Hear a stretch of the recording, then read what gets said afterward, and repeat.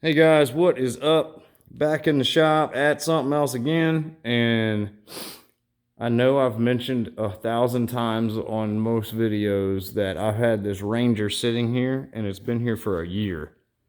And this is the guy right here that it broke with. Me and my cousin are the ones that it killed and died on. And now, instead of trying to put the jug through or jugs over the pistons, we have come to the conclusion that no wonder there's no videos on YouTube about it, because it's almost impossible to do. You have to pull the motor out, obviously, that's what we've done, and we have taken it all apart and had to go through the bottom end. And I read somewhere where somebody went through the bottom with the motor in it. I don't know how he did that. Kudos to him if he actually was successful, because these little plate on here, right here and here, these four, is where the bolts are. So you have to put a extension with a wobble in to where you can get at an angle on it, and then I ended up snapping all mine. So we had to just disassemble the whole motor. I've never done this before.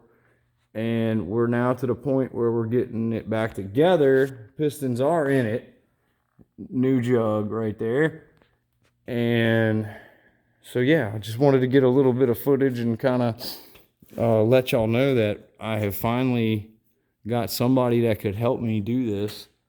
And that's what we're working on right now, in the middle of other projects, still doing the Honda. But, yeah. If anyone out there has ever done this without having to tear the entire motor apart, please post something on YouTube about it and show us how to do it, because it would help a hell of a lot of people. Anyone with a 900 Razor or Ranger, it would help. No wonder this is an expensive job at Polaris, or to have a new motor built.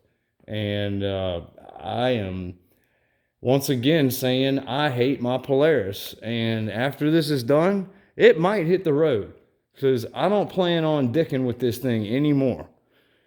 But anyway, just an update on the Ranger build. Hopefully though, it'll be back together for when he comes back for Christmas, and we can go maybe actually drive it again after about a year and a half now, it seems.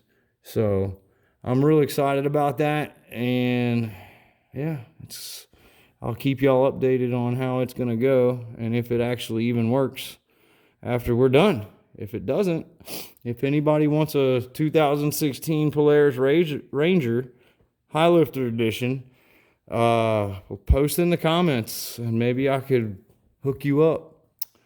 But anyway, till next time, y'all take it easy.